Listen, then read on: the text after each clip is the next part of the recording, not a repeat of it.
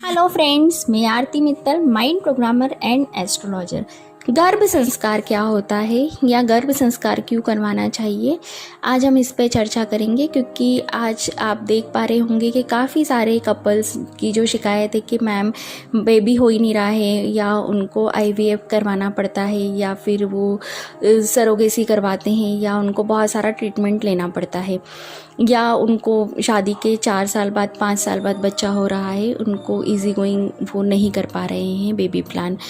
तो ये सारी समस्याएं क्यों आ रही हैं? क्योंकि आजकल एक तो शादी बहुत लेट होती है, सही टाइम पे सही एज में शादी हो नहीं पाती है। सही एज में शादी हो भी जाती है, उसके बाद भी वो लोग अभी बेबी प्लान नहीं करते हैं, और इस वजह से वो कुछ प्रिकॉशंस लेते हैं और उस प्रिकॉशंस की वजह से कोई प्रॉब्लम हो जाती है।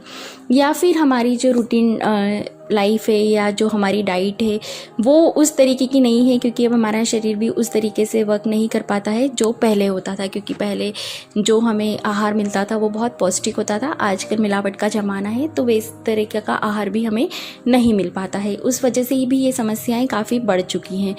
तो एक तो सही उम्र में शादी होना और सही उम्र में बेबी आ जाना, जो लोग बेबी प्लान कर लेते हैं उनको इजीली हो जाता है कि शादी के साल भर में वो बेबी उनको आ ही जाता है। बट जिन लोगों के साथ ये समस्या है उनके साथ वाकई में उनको ट्रीटमेंट की ज़रूरत होती है और वो सही समय पे सही प्लान नहीं कर पाते हैं। तो हम एस्ट्रोलॉजी में ये चीज़ें कई बार निकालते हैं कि आपको कब बेबी प्लान करना चाहिए, कब आपका सूटेबल समय है।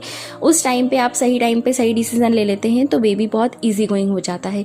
फिर भी कुछ कॉम्प्लेक्स आते हैं आपकी ज़िंदगी में, तो इसीलिए हम गर्भ संस्कार करवाते हैं, जिसमें आपका 9 मंथ के पहले भी आपकी जो पूरी बॉडी होती है वो हील होती है, और हील होने के बाद दोनों को एक पर्टिकुलर डेट दी जाती है। उस डेट में वो लोग बेबी प्लान करते हैं, और उस 9 मंथ में हर मंथ का अपना एक शेड्यूल होता है। उस शेड्यूल को फॉलो करके जैसी संतान वो चाहते हैं उस तरीके की संतान को हम पा सकते हैं।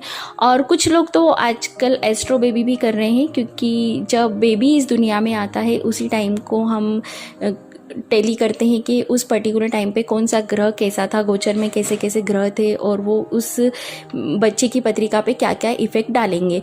तो जो गर्भ संस्कार है उसमें भी हम एस्ट्रो बेबी की ही बोलते हैं, क्योंकि आजकल वैसे भी 90% केसेस में ऑपरेशन ही होते हैं। तो ऑपरेशन का जो समय होता है वो बहुत सही होना चाहिए, क्योंकि उससे उस बेबी की पूरी लाइफ इफ़ेक्ट करती है। क्योंकि उसके जो ग्रह उस टाइम पे बनेंगे वो उसकी पूरी लाइफ को इफ़ेक्ट करेंगे। तो यदि आप भी इस तरीके की कोई प्लान कर रहे हैं या आपको बेबी में कोई प्रॉब्लम हो रही है तो आप लोग हमसे संपर्क कर सकते हैं। धन्यवाद।